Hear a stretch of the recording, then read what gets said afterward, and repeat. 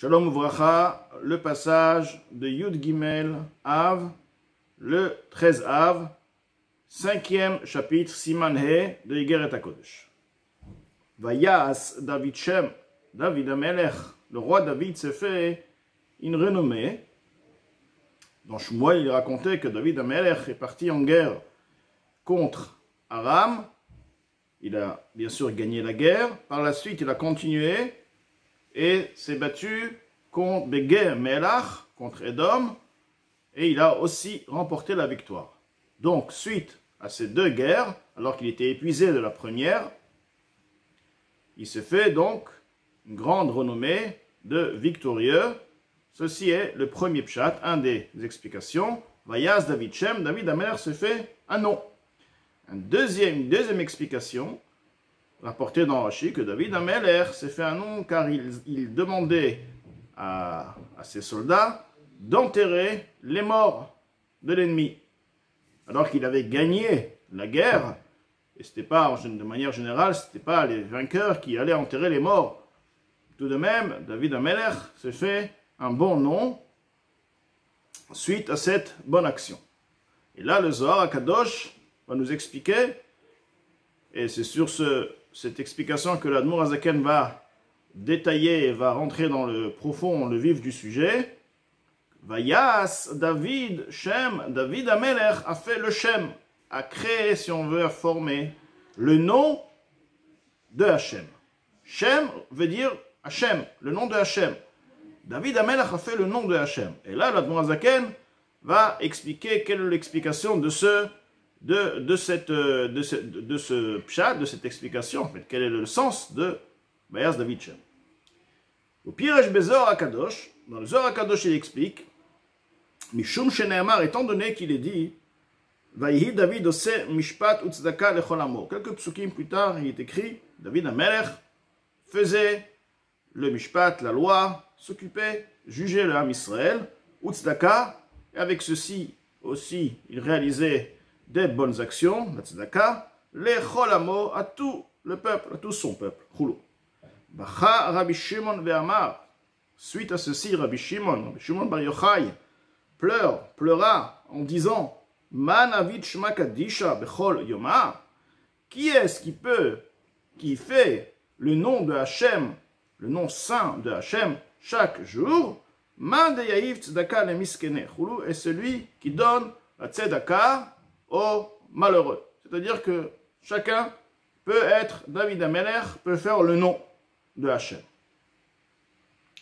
Yuvan be'agdim, ceci sera compris, l'Admour HaZaken nous dit, en précédent, Ma'amar Razal, les paroles de nos maîtres de mémoire bénis, Al-Pasuk, sur le verset, Ki beka Hachem tsur olamim, car avec Yudke Hachem, Yudke, le nom de Hachem, Hachem, c'est Hachem, tsur olamim, la roche, le rocher des mondes, la force des mondes, c'est-à-dire que Akadosh Baruch Hu est la puissance du monde.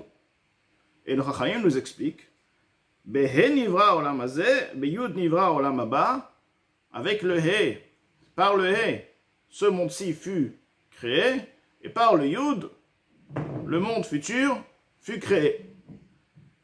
Donc, Yud Ke ki beka Hashem, car avec Yud Ke, le nom par les lettres Yud et He, qui font partie de Yud Ke Vav Ke de Hashem, Tsur Olamim, et le rocher des mondes, la création, l'existence des mondes.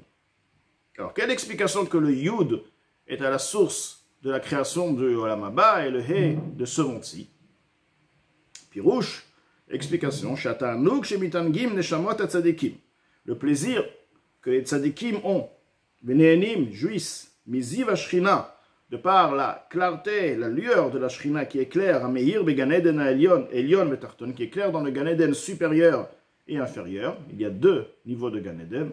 Un qui se trouve dans le monde de Bria, et celui qui est inférieur, celui qui est dans le monde de Yetzira.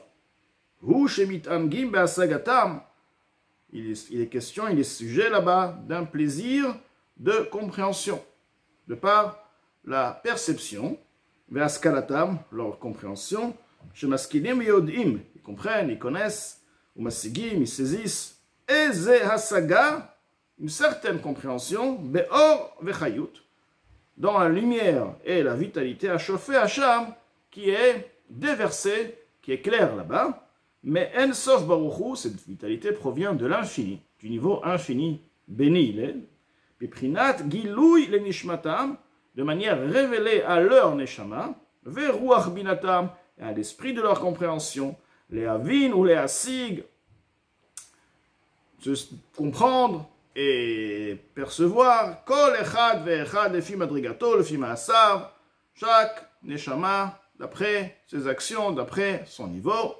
Donc le Gan Eden c'est quoi? En résumé, c'est la compréhension, la révélation, la connaissance d'Akadosh Baruch Hu, de niveau de En Sof, une certaine compréhension du En Sof, donc déjà être connecté à l'infini, et ceci de manière qui soit perceptible, compris dans la Neshama. C'est quelque chose d'extraordinaire d'avoir une compréhension de l'infini.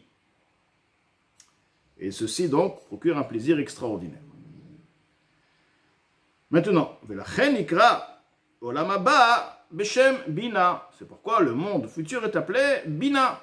Bina, c'est quoi? La compréhension. Parce que le plaisir du monde futur, c'est la compréhension. C'est tout ce qui concerne la connaissance, la compréhension. Bezor Akadosh. Ve'ashpa'azo. Non.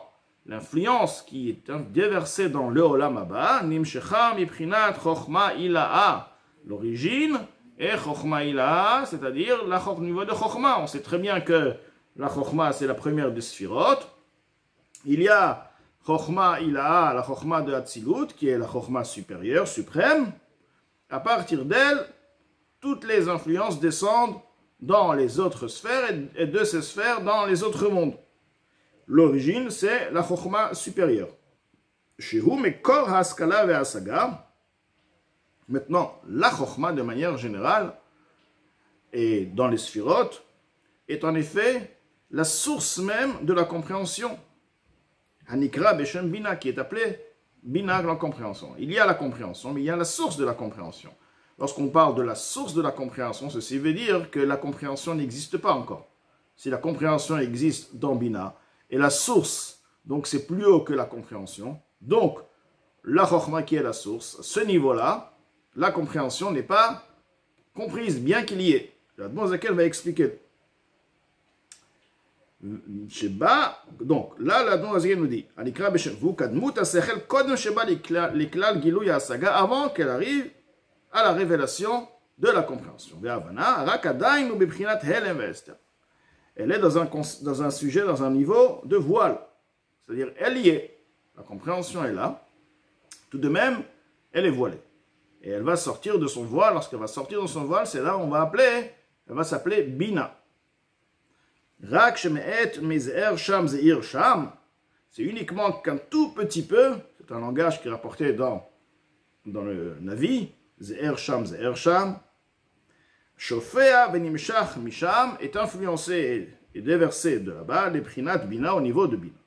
C'est-à-dire que le point de la compréhension, lorsque nous avons un point, un éclair, qui vient dans notre compréhension, cet éclair provient du niveau de Chochma. Lorsque l'éclair est là, nous avons une certaine compréhension qui est très vague. Elle est déjà dans le niveau de Bina, bien qu'elle ne s'appelle pas vraiment Bina, elle s'appelle encore Chochma, parce que Bina, c'est lorsque la chose est bien analysée et développée. Donc, la compréhension est appelée Chochma, mais elle se trouve, si on veut, dans la Bina, car la Chochma, comme elle y est, la Chochma en elle-même, le niveau de Chochma, le niveau interne de Chochma, est au-delà de la compréhension. La personne n'a pas encore connaissance de ce qu'il a dans sa Chochma.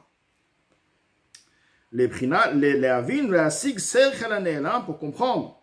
Donc, ceci est déversé dans Bina, pour pouvoir comprendre ce point-là, va nous permettre de comprendre l'intellect qui était voilé, d'abord. C'est pourquoi il est appelé le point dans le palais. Le palais, c'est Bina. C'est un palais, c'est grand, c'est vaste.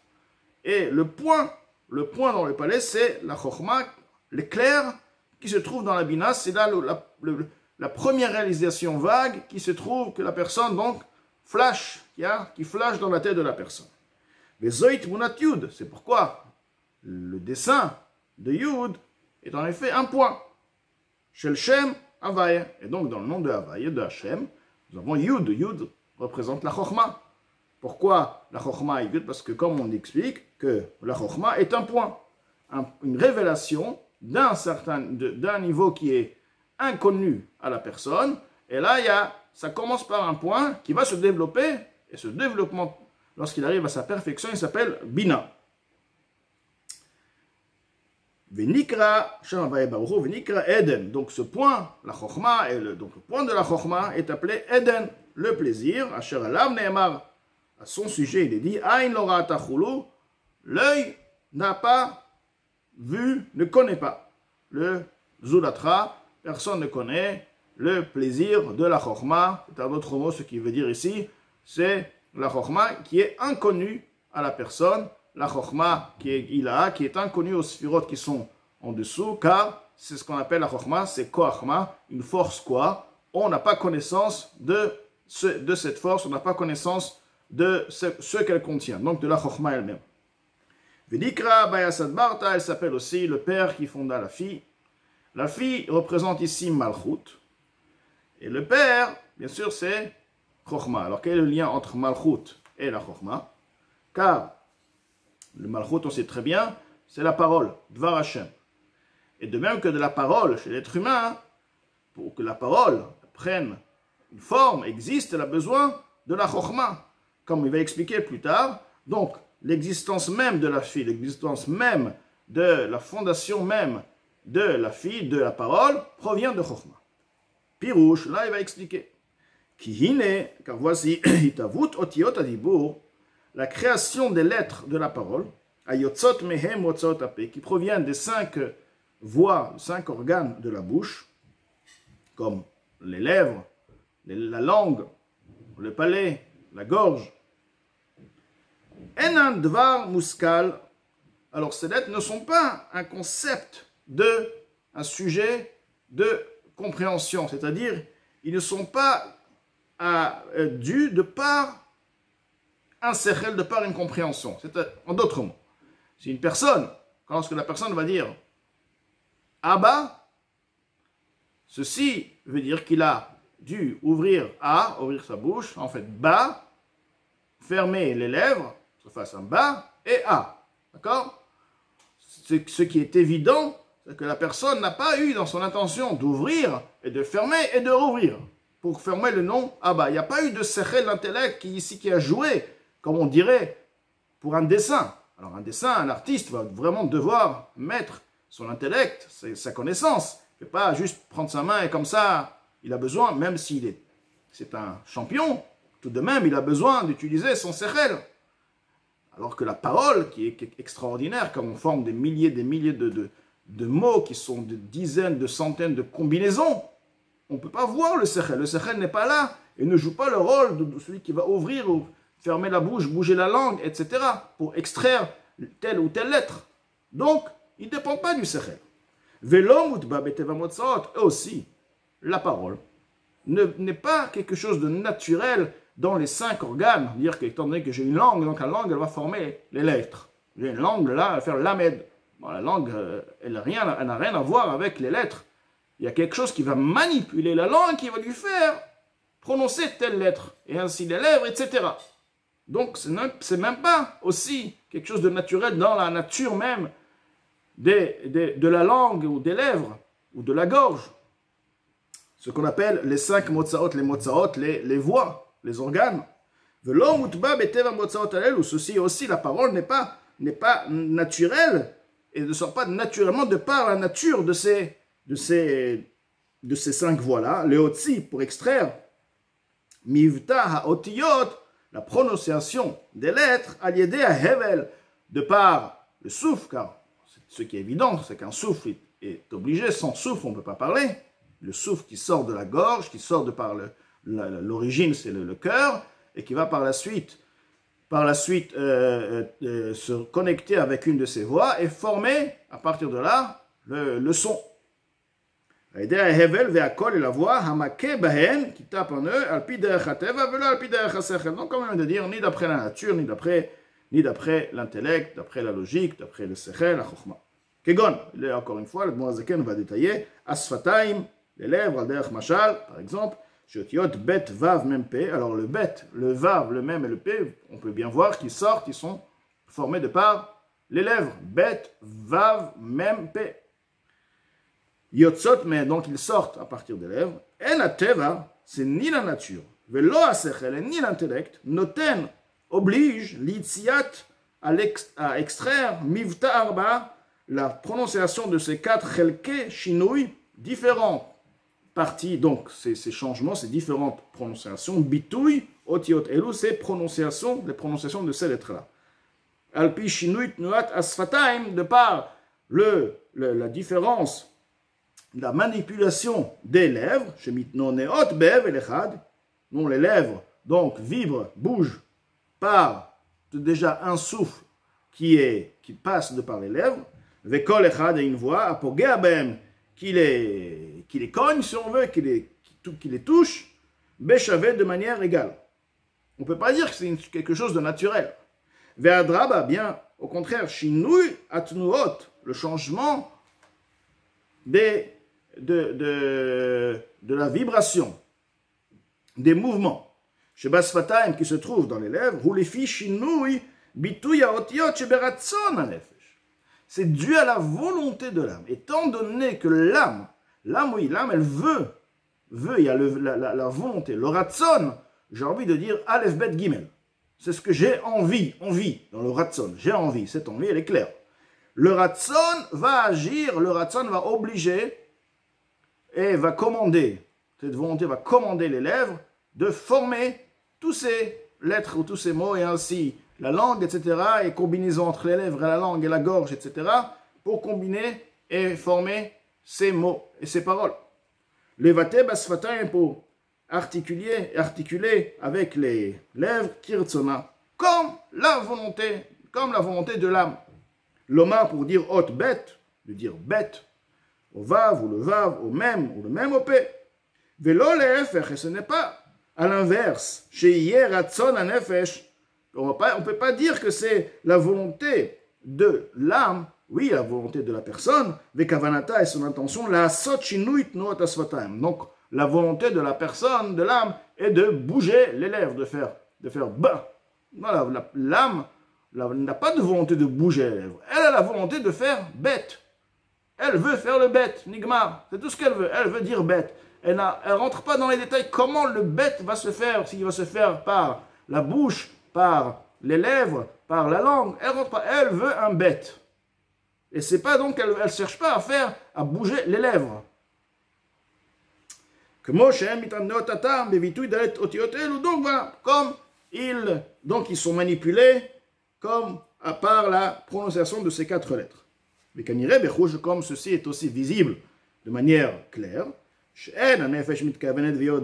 bien plus, l'âme n'a même pas l'attention, ne sait même pas, n'a même pas la connaissance, il n'a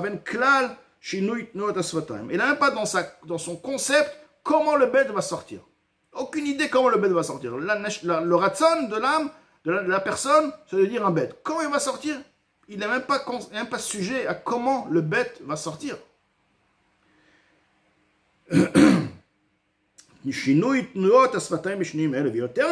peut voir ça encore davantage, par l'articulation, anekudot, des voyelles. Lorsque l'âme retsona, sa volonté leotzi mipia d'extraire de par sa bouche nekudat kamatz, le voyelle de kamatz, donc kamatz comme l'articulation ashkenaz, c'est comment? C'est o. O. Kamatz se dit o. Azaï alors, mimela de par elle-même, la personne veut dire o. Donc qu'est-ce qui se passe? Nikmatzim asfataim. Ceci forme, oblige, pour faire le o, de serrer les lèvres pour permettre au son o. Donc o, on serre les lèvres et ceci forme, c'est pourquoi on dit kamatz. Kamatz vient du mot quoi? Nikmatzim, ce qui veut dire serrer. C'est pourquoi le kamatz donc, à partir de là, se fait o. Lorsqu'on serre, on fait comme ça avec les lèvres, o, ça fait o. Alors que patach, ou patach, lorsqu'on dit patach, l'articulation de patach, c'est quoi? Niftachim asfatay. C'est a. Pour faire le a, il faut a. Il faut ouvrir la bouche, ouvrir les lèvres. Donc c'est pourquoi on dit patach. Patach Eliyahu, il a ouvert. Tu ouvres A, donc ça fait A. Donc, Velo Sheratzon Nefesh, mais ce n'est pas que la personne a dans sa volonté l'ikmot, l'oliftoir, ou de serrer ou d'ouvrir la bouche. La personne veut faire un O et un A. La personne n'a pas dans son intention la volonté ni d'ouvrir ni de fermer la bouche. Klal ou klal, du tout, du tout. On n'a pas besoin d'allonger, d'expliquer davantage un sujet évident qui est compris à tous, le chol maskil, à tout celui qui comprend, chez mivta haotiyot ve'anekudot, que la prononciation des lettres et des points, ou les malameasechel amusag, provient d'un niveau qui est au-delà de l'intellect révélé. Donc, on est obligé d'y avoir quelque part un sechel qui commande et qui oblige à ouvrir et à fermer la bouche ou de bouger les lèvres, etc. Il y a quelque part, mais la personne, c'est dans sa subconscience. Mais elle y est, c'est ce qu'on appelle la chokhma. La chose se trouve dans la chokhma. Comme on dit, yagata ou matzata. Tu vas te fatiguer, tu vas trouver. Pourquoi tu vas trouver? Parce que ça se trouve en toi. Tu as juste besoin de l'extraire. Donc, encore une fois, on revient au point que chokhma, koachma est une force qui est voilée. Et représente le voile. Donc, c'est pas qu'il n'y a rien. Il y a, tout est là-bas. Mais c'est voilé. Et là, Zaken va continuer de nous expliquer comment la chokhma est liée avec la parole. Donc déjà, la chokhma, le point qu'on peut déjà voir le lien avec la parole, c'est que pour qu'on puisse dire un A, un O, un Aleph, un Bet, c'est-à-dire autrement, pour pouvoir former ces lettres, il faut qu'il y ait quelque part une chokhma qui demande et qui oblige le corps de la bouche de manipuler les organes de telle et telle manière. C'est seulement que la personne ne réalise pas, se trouve dans le niveau de chokhma, se trouve dans la subconscience de la personne. Tout de même, ça ne change rien du tout, parce que ça agit. On continue. La prononciation des lettres et des voyelles, ou les malamé sechel, et au-delà du sechel. Lorsqu'on dit juste qui est au-delà du sechel, ne veut pas dire qu'il n'y a pas de sechel. Est un niveau de sechel qui n'est pas compris, qui n'est pas réalisable à la personne. Ce qu'on appelle au-delà. Donc de l'intellect qui est compris et qui est saisi. Et la misechel hane'elam, il provient du sechel de l'intellect hane'elam, qui est voilé. Vekadmut ha-sechel. Kadmut ha-sechel veut dire l'origine même, le niveau premier de l'intellect, shebanefesh qui est dans l'âme, hamedaberet parlante, velachen en atidnok yachol ledaber af shemevin hakol. C'est pourquoi les bébés, les petits-enfants, jusqu'à un certain âge, ils ne peuvent pas parler, bien qu'ils comprennent tout. Pourquoi? Parce que cette faculté de kadmut ha-sechel n'est pas encore assez développée chez eux pour pouvoir s'exprimer et agir sur les organes de la parole. Bien qu'ils ont ça, mais il n'est pas encore assez développé pour pouvoir agir et former les lettres. Donc avec ceci, nous avons terminé le passage d'aujourd'hui. En d'autres mots, l'Admon Zaken nous a expliqué qu'il y a kadmut ha-sechel, ce qui s'appelle donc le niveau de la chokhma qui est inconnu, et c'est celle-ci qui permet à la prononciation des lettres et à la parole.